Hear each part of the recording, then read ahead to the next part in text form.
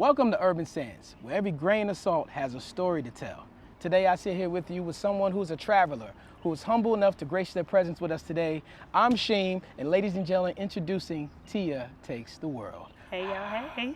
Tia, how you doing today? I'm doing all right, how are you? I'm great. I'm so happy that you decided to come outside. We are outside. We outside. For those you don't know, we're in Abu Dhabi in Reem Island at Reem Central Park. It is a beautiful place. You should come out here and check it out sometime. For sure. The only best way to do the interview with a person who travels the world is to do it outside. So Tia, tell us, what is your inspiration about traveling? Before we get into anything, what makes you want to travel? Honestly, I can't pinpoint the moment where it happened for me. Travel is never, like growing up, that was never something that I wanted to do. Like it wasn't something I had an aspiration of doing. My mom will tell you, like from the time that I was a child, I thought that I would be a lawyer. Like, excuse me. I definitely thought that I was going to be a lawyer because I love debating. Travel had nothing to do with that. We would go to our little trips as a family to Myrtle Beach. We would go on our little weekend drive. It was like a 4-hour drive, and that was good enough for me. I didn't aspire to do anything into travel, so it's really not weird, but it's just kind of off the beaten path that I had for myself. So when I went off to college, which again, didn't think that I would be going where I did, the North Carolina Agriculture and Technical State University, Aggie Pride. When I went there, don't do me. Please. Don't do me. Please continue. So when I went to school, it was an hour and a half away from home, and I was like, okay, this is testing the waters. Like I haven't been this far away from home before. I started to see a world outside of the world that I grew up in. And I saw that there was more to life than just that world. And I believe I started tapping into travel then. My first time actually going out of the country on my own was when I had a teaching abroad position when I was in school getting my master's in teaching. I went to Germany for about 3 months, and that's when the travel bug really hit me. Let's go back first. Let's do it. Let's go back to your first cultural shock, whether it was domestic or foreign. Okay. When I went to school, when I went to A&T, that was my first culture shock, but it was into my culture. And I feel like that's kind of weird because most people have a culture shock into someone else's. But my high school was kind of divvied up. Like there were an equal amount of black people, Mexicans, and white people. Like it was evenly split. So we hung around everybody. Everybody was cool. It wasn't one of those things, I don't see color, nothing like that, but we all hung around each other. So when I went to A&T, I was like, oh, wait a minute. All of these black people who are from all of these different places with all these different cultures, I was definitely shooketh. I was shocked by that in the best way. And I'm so glad that I decided to go to A&T to experience that because I never would have got that being at home because we were such a melting pot of sorts. That's a beautiful story. I'm gonna let you say A&T 2 more. Joking. No, what school did you go you know to? what, the South Carolina State University, Bulldog Pride. Oh, I had to get that in there, ladies and gentlemen. Now back to the interview. You said you had a cultural shock where you saw many people that look like you come together and actually formate different minds and educations and growing that forth. So with that being said, we're gonna fast forward now. We're gonna jump around back and forth. That's fine. The communication that you can have with people now, do you have to subjugate yourself based on how much places you've traveled? Yes and no. It depends on the settings in which I'm in. Some settings call for me to subjugate based on where I've been, and some settings it's like, girl, don't nobody want to hear that. Nobody wants to hear where you've been. Like, and it's kind of disheartening because most of those settings are with, unfortunately, people who are from where I'm from. Yeah. Sometimes it's like that, or people who are from similar backgrounds as I'm from. Now that has been a blessing and a curse because on the curse side, it's just like, girl, we don't want to hear that. We just like come home and let's talk about other stuff. Let's not talk about where you've been. And I'm just like, but that's who I am. That makes me who I am. So it kind of like puts me in like a little box of, well, you don't want me to be me. So how do we navigate? But then the blessing comes in because people are like, I love to see where you've been. Tell me more about it and how I can go there and be a part of that world too, of sorts. So, you know, I think that it does come in where I have to, like you said, subjugate where I've been in conversations. Out here, those conversations are definitely loud. They're loud all the time. I think you playing outside the sandbox is also important to what the show's about, Urban Sands, right? And we're gonna move forward and talk about that. I wanna get into that. What makes you you? What makes you the person determined to do the things you do? It's not just travel, it's not just cultural, but the show's mainly about How do we get up and be the best version of ourselves despite the people saying, hey, come with me in this little box and stay here. Don't travel out there. It's not safe. What makes you be the person you are? How hard is it for you to get up every day with that mindset? I don't think that we can, for me, I can't go despite of. I go because of that. Because they say you should be in this box. When I got the opportunity to work here, so many people were like, girl, don't go out there. The Middle East, it's war over there. Baby, how do you know? Tell me where you got the information from. I'm like, I'm moving to one of the richest countries in the world. What are we talking about? It's war. You're telling me that I can't go. So people keeping me in that box, I did it in spite of that. And I'm so glad that I did, because I broke down barriers. I broke down, you know, everything that they said that it would be for me and everything that they said I couldn't do. And I love that for me, because I'm able to look back and be like, nah, boo boo. Not necessarily to them, but showing myself that I can do something that even sometimes I don't too much let the noise get in my head, but even when sometimes the noise get in your head, even when you want to be this big person and this big personality and person, like you said, how do you get up every morning? Because I know what I want for myself, you know, and that's easy to say on an everyday basis, like I just know what I want for myself, but sometimes it can be hard because the noise can creep in sometimes. Like for the most part, I didn't let people tell me what it was that I could and couldn't do, but sometimes it kind of got in my head like, girl, is it war in the Middle East? Should you be going there? Like, what if you get there and everything they said was right? So I get up every day in spite of what people said and in hopes of doing what I set out to do and belief in myself. In that grain of sand, how would you teach someone to have that despite? How would you teach someone to say, you know what, I'm going to get up and do it anyway? What is a lesson that you can give, an ingredient that you can give that you use? What are the small things?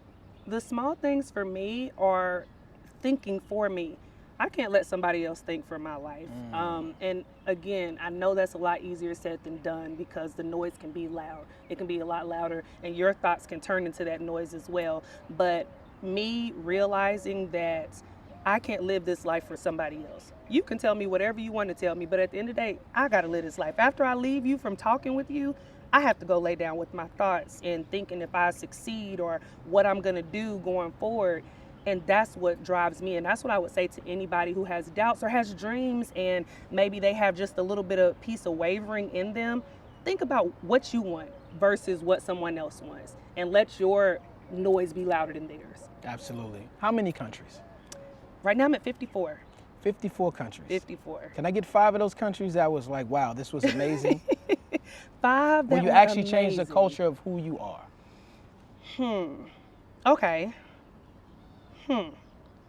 Thailand definitely changed the culture of who I was because I met other expats there. That was one of my first places seeing expats outside of here.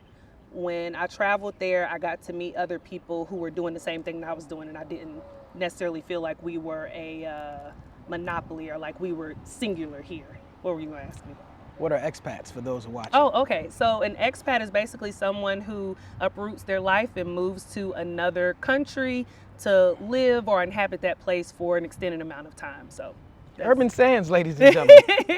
Woo, it's hot out here, ladies and gentlemen. I can tell you that right now. I should have brought me a towel out Yes, here too. yes. You see that? I have to dap down a little bit.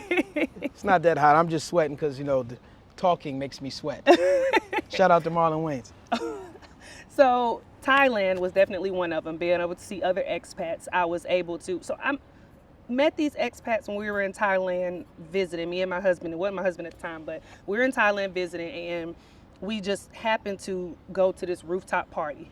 I saw rooftop parties. I was looking up stuff. I said, we're going to go see what this is about. Let's go meet some locals because I love hanging with the locals when I go to places. I like an authentic experience. When we got up there, I was like, these are not locals. These look like Americans. So we started listening to their accent, and I'm like, these are Americans. So we started kind of talking to them, finding out about their paths and things. And again, I think that I kind of thought that the expat experience was just to hear.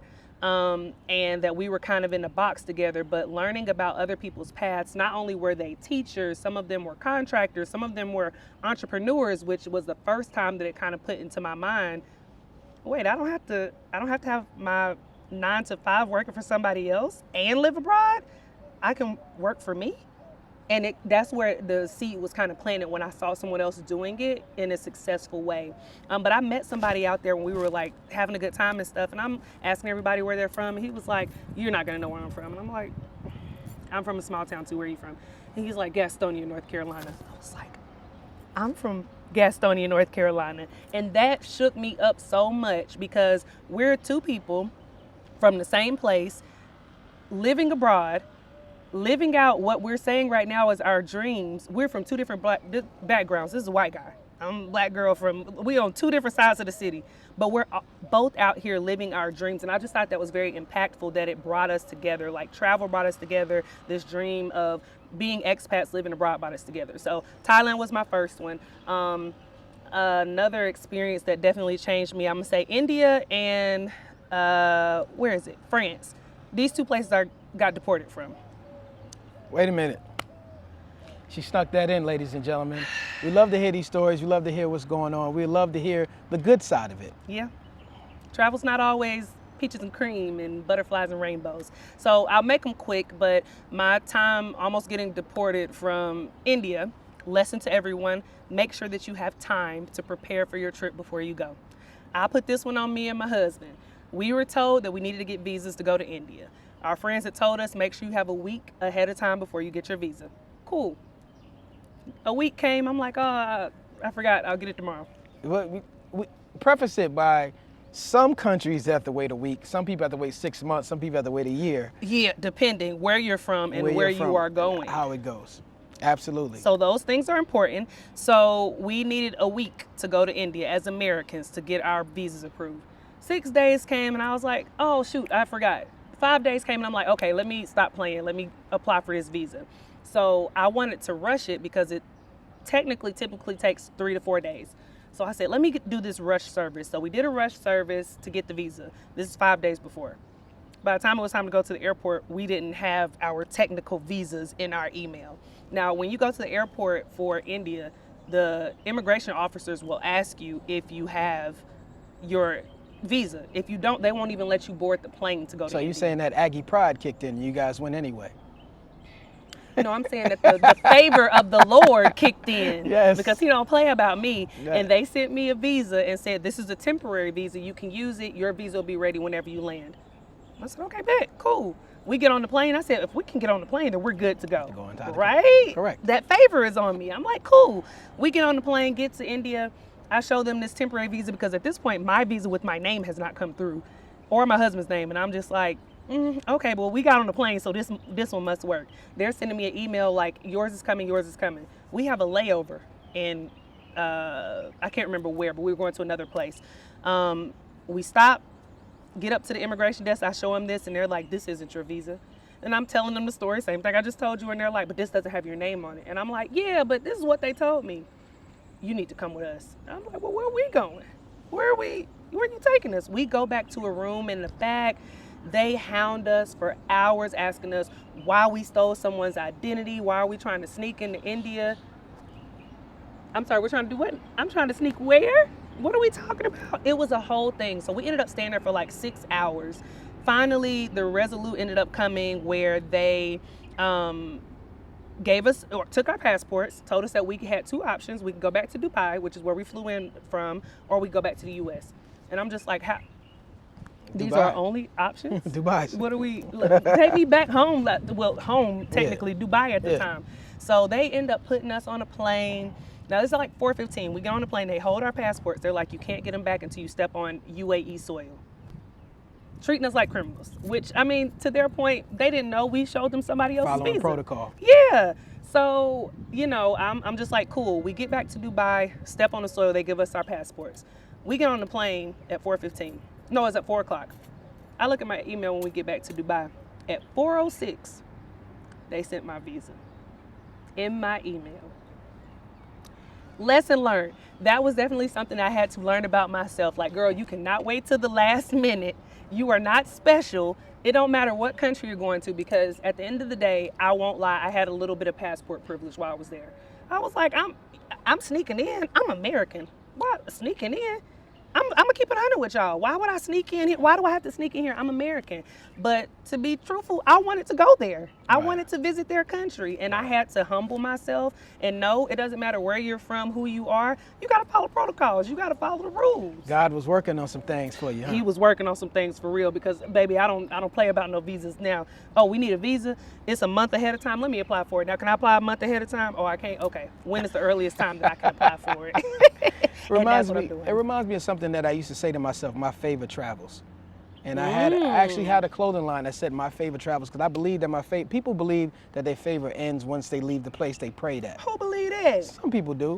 When they travel across the world, because that's why most people don't travel. They say, I don't know if I'm going to go over there. What they're really saying is they don't believe their faith is going to carry them that far. What God they? Oh, because my God go everywhere with me. Our gods go everywhere. I take them everywhere. But despite of that, when people lack belief that they can go somewhere safely and be upon the same blessings or the same energy, that's a lack of faith in any religion you come into, My right? faith is big. It's big. My faith is real big. My faith is real big. Who mentored that faith in you? Who mentored that vibrant spirit that makes you get up and move? My mom, from a young age, I saw her get up and go, literally get up and go. She raised me and my sister as a single parent for years. Now, her and my dad, they got back together, a little bit later in my life, but up until I got to middle school, my mom, I would see her go to work. She would go to work as an RN. She would go to school so that she could work as a labor and delivery nurse, like working constantly, cook for us, got us a house. Like, we used to stay in the projects when I was growing up. Like, I remember gunshots outside of our apartment, and she says I mix up this story all the time. I remember bullets like coming through our bathroom and me being in the bathtub. She said it was my sister. It's crazy how memories play, but there's a lot of stuff she be forgetting. I see you, mama. She be forgetting stuff, I be forgetting stuff. But shout out to you, mama. You made it. Hey, mom. You made it happen. But to say all of that, we came from very humble beginnings, but she moved us up. Like I said, we moved into a house where we all had our own rooms. Like, I saw her manifest what she wanted for herself and for us. She grew up, it was 6 of them. It was 6 siblings in all. And my grandma, they stayed wasn't even one bedroom. It was a hotel room. All of them, all 7 of them stayed in a hotel room. Those are humble beginnings. And for her to come from that, like, how could I not be this person that's ambitious, that is motivated, that can believe in myself to do it? And all along the way, we went to church. We went to church. We was in Sunday school. We was in Wednesday Bible study, at choir practice on Thursday, Friday, and Saturday, depending on what choir you was on. And then the church on Sunday. And that's why my God, he goes everywhere with me because he's been everywhere with me. So my faith is big. Your faith is big and you connected yourself to wisdom. And many people don't do that. There's somebody who's been here before who has the energy or the things you need to cultivate yourself and move forward. And you got to attach yourself to that person. That's why we do these podcasts. That's why we have these conversations. She's motivating you right now to get up and go, get up and move. But tell me something personal about yourself where we talk about that moment where you were afraid to go, but you still went anyway. All the time. All the time. Definitely the first instance when I talked about me moving abroad. Granted, like I said, those people had noise in my ear, and then I kind of had a little bit. I was scared. Like, just because I came here doesn't mean that I wasn't fearful. Like, the thought in my mind of, what if I'm doing the wrong thing? What if I get there and it's exactly what those people said? I was scared, but I would be more scared if I didn't do it. Like, the thought in my mind is always, what if you don't?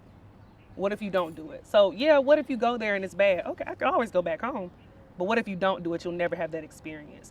The other time, I would say most recently that this has crept in, that I've had fear, and I did it anyways, was moving from teaching a full-time, consistent job that gave me a salary at the end of every month. I knew, what's today? Today the 27th? Yes, it is. Today is payday. Not for me, because I don't work that consistent job anymore. Every day is payday. Every day is payday. There we go. Every day is payday. Not that one-time salary a month. That's what I'm talking about. So moving from that was definitely a difficult thing for me. I was very nervous about it because, as I just said, my mom growing up was a go-getter. Stay-at-home wife, stay-at-home mom. That my family don't know that. Nobody in my family has ever done that. So, girl, who are you you about to quit your job to do what? Play on Instagram is basically what the thought was. Like, that's what you plan on doing. You're going to do this full time. And again, that noise started creeping in. Like, am I about to do this? Am I really going to leave that 9 to 5 that I know that check is coming on the 27th to do something where I have to put in the work for myself. I have to be the admin. I have to be my own virtual assistant. I have to be my own payroll person, my own tax person if I don't get one. Like, I have to create the content, edit the content, send out all of this stuff. Like, yeah, I've been doing it before, but on the scale that I need to sustain what I've been having, that's scary. That was scary. That is still scary. It's a scary thing. But I did it anyways, because what if I didn't? Faith without works is dead. Dead. It's dead. It don't even get in forward motion. How am I going to have faith in myself? Like, if I can dream it, I feel like if God put any dreams into your head, if God put any vision into your mind, who are you to say, I can't do that? He's not letting me walk through this blindly. He's not putting anything on my heart that I cannot do. Most of the times, I believe, this is just my thought, that you will do it. It's just that you'll take longer to get there because there'll be some manifesting going on to let you know that you need to respect where you're going a little bit more. And let me say this, because I love transparency. This dream wasn't just dropped onto me and then the next day I was like, I believe in you, God. I'm good. No, it didn't work like that. Fist bump. Yeah, no, it didn't work like that. Me and God had several conversations where I was like, I know you put this dream on my heart, but I don't know if now is the time. So I actually started, like, I've been doing travel content creation I've been doing content creation before it was even called content creation.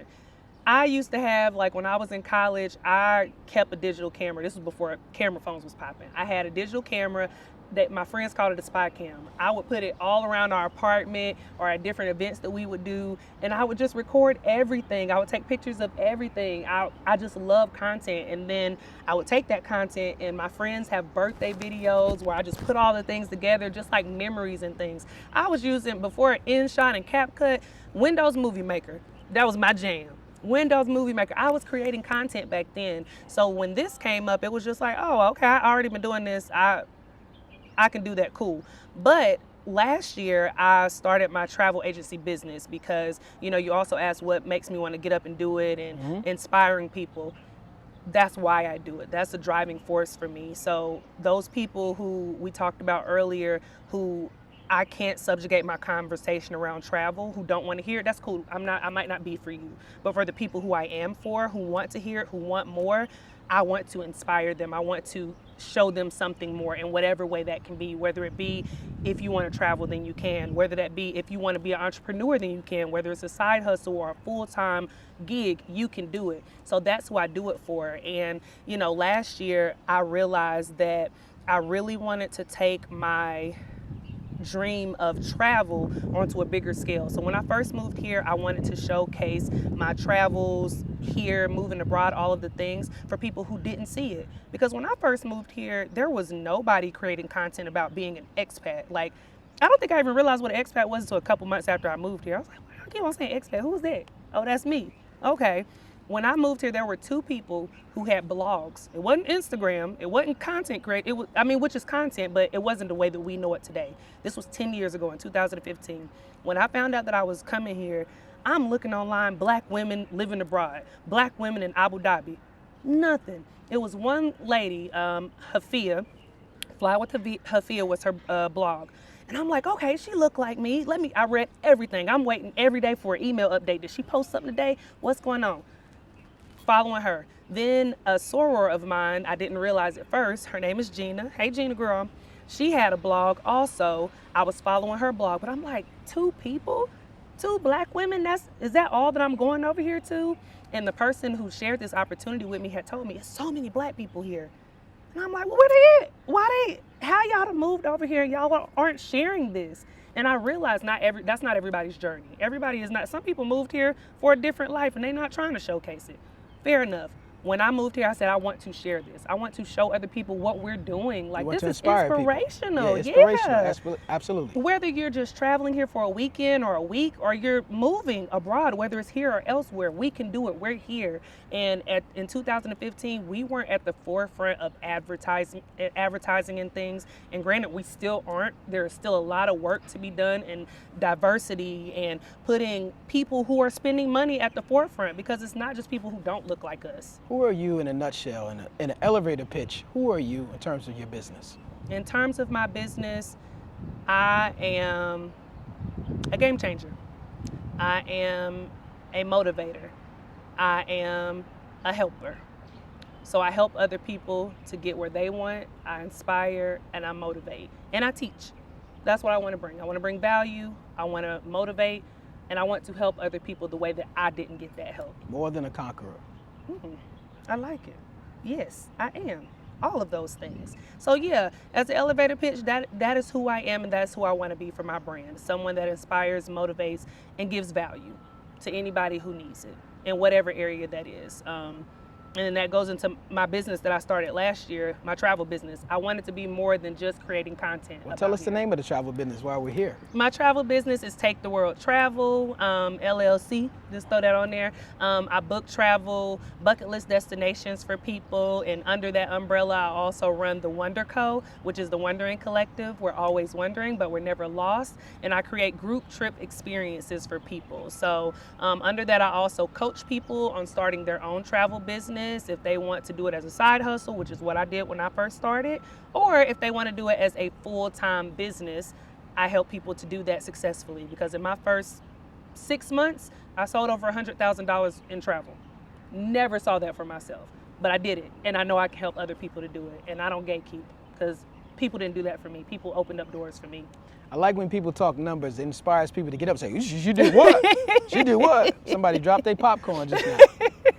Well, drop the popcorn, pick up your phone, DM me, whatever. I don't mind helping people at all. It doesn't cost me anything to help. We'll definitely put your else. @, right here on the screen at the bottom right here so everybody can see it. Appreciate that. Before we get out here, we have to circle back to a couple of things. Okay. First, we're going to have some shock sentences. I want to see how you react. Okay. But first, we had to hear about the second time you were deported. Oh, the second time I was deported. Okay, so this one definitely changed me up, because we were going to Paris. Paris, I believe it was. So this is a passport privilege sentence. My passport was full before I went, almost full. Now, some places that you go, also with the visa, you got to make sure that you apply for that visa. Now, this one, I applied. I looked up if I needed a visa. I didn't need a visa, but what I did need was 2 full pages. Oh, it's two full pages. Empty pages for Paris. I needed 2 empty pages in my passport. I didn't have 2 empty pages for them to stamp. So I said, well, okay, this is 4 weeks before, let me handle this. So I went to the embassy in Dubai, told them that I needed an emergency passport, which basically is just like a smaller version of your passport. They give you like 6 to 12 pages that you can use until your full 50-page passport, or however many pages that you get, comes through. Went to the embassy or the consulate in Dubai. They asked me, where are you going? I told them where I was going, showed them my flight, showed them everything. They said, okay, bet, let's process this. Processed the thing, got my emergency passport. It's this big, y'all. Got it the same day. A few weeks later, end up going to Paris. We pull up, get to immigration. My husband Travis shows his passport. Cool. I show my passport. They looking, flipping through the pages, looking at each other, and I'm like, nope. What now? Say what now? And it's crazy that we're having this conversation. This week is, coming up is National Day in the UAE. So normally for National Day, we get a couple of days off. We as in teachers. They give like public workers a couple of days off to celebrate. It's like the UAE's 4th of July for Americans, Independence Day. So we had a couple of days off. So when we got deported from India, this was a year before during National Day. So now we in Paris the next year, and I'm like, now y'all better not play with me. What is happening? Why are y'all looking at my stuff? They're looking at it, and then they're like, we can't take this. And I'm like, you can't take what? We can't take this emergency passport. Long story short, we're trying to go back and forth asking them why. They have to get a translator in there, because Parisians, they're very blunt. I'll just say that they have a very blunt stance. They're not I'm a Southern girl, so I say I'm pretty friendly. They are not like down South people. So they're like, get a translator. We can't interpret all of this for you. They get a translator to come, and the translator basically is like, we can't take your emergency passport. I said, why not? Ask Trump. I said, you want me to ask who? Well, I don't know that, man. And even if I did, I wouldn't be, just tell me what's the problem. So apparently, this was in November, apparently the February before, Trump had enacted a law to where French citizens couldn't come to the States with emergency documents. So in turn, the French said, well, y'all can't come over here with emergency documents. I said, no, why didn't nobody tell me? They said, we've had a lot of an influx of people coming here from different consulates or from different embassies, because they don't even have all of the information in the embassy because it's so new. And I'm like, so What you trying to tell me? They're like, you can go to a non-Schengen country, or you can go back to the States, or again, go back to Dubai. I'm like, At least they let you leave. true. And senses of Do being you have deported. to pay for the airline when they let you leave, or they put you on a plane? No, when I left India, they put me on a plane, but I had already paid for our room, our excursions, everything. Same thing with Paris. It was non-refundable at this point because we're supposed to be checking in that night. So we ended up going to London, had to pay for a new everything. But I'm just like, y'all not ruining my National Day again. And that's something else I can say to you people, whatever your dreams and aspirations are, always turn those, what people would call a loss, always turn those losses into wins or a learning experience. We're never losing, we're always winning. Never losing, we're always winning. Always remember that. Absolutely. Before we get out of here, we got some hot shot questions we're going to ask you. Okay. Some of them are going to be cultural just to you, Okay. and some of them are going to be worldly. Okay. First, let's start off with the best food you've had in which country? Okay, it's Only gonna sound one. so weird. Okay, it's gonna sound so weird. Shawarmas, but not in the UAE. Thailand. What is your shawarma, for those who watch? Shawarma is basically a chicken wrap, pretty much. It depends on how they do them. They throw a little mayonnaise, maybe some French fries inside. It depends on where you go. But they're really cultural to the UAE or the Middle East. But we went to Phuket, Thailand. And at the end of Bangla Road, I can't tell y'all which end it was. We had us a good time that night. Them shawarmas. Don't say I didn't tell you. Or say I did tell you. Best hotel with the best bed. What country? What hotel? UAE, Edition Hotel. The Edition. Edition Hotel sleeps like you on a cloud. Oh my goodness. Best sleep ever. Yes. Black Bikers Weekend. What about Myrtle it? Beach, South Carolina. What cultural experience is that? I don't even know how to answer that. I've never even been to Black Bike Week, to be honest. Hey, you Like, say you're from Gastonia? I North am from Carolina.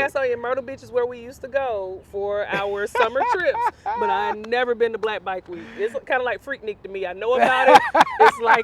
It's a mirage. I know it's out there. I just never have been. It's just a bunch of people on motorcycles. Yeah.